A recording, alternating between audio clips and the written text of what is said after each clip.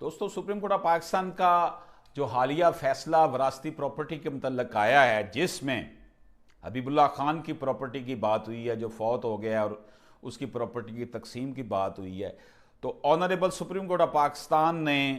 بڑی تفصیل کے ساتھ یہ لکھا ہے کہ جو ہمارے سول جج صاحبان جو ہیں محنت نہیں کرتے، پڑھتے نہیں ہیں، یا اپنی جان چھڑانے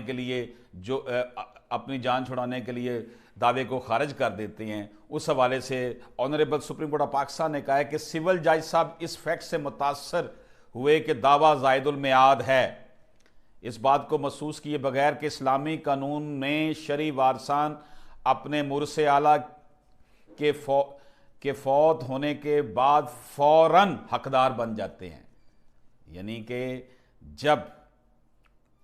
کسی کا مورث اعلیٰ فوت ہوتا ہے تو اس کے جو شرعی وارثان ہوتے ہیں وہ آٹومیٹکلی خود ہی وارث بن جاتے ہیں۔ یہ زاید المیعاد دعویٰ نہیں ہے، یہ تقسیم کا دعویٰ ہے کہ تقسیم کر دیا جائے۔ اس لیے یہ سول جج صاحب کا کہنا کہ جی یہ 6 سال کے اندر اندر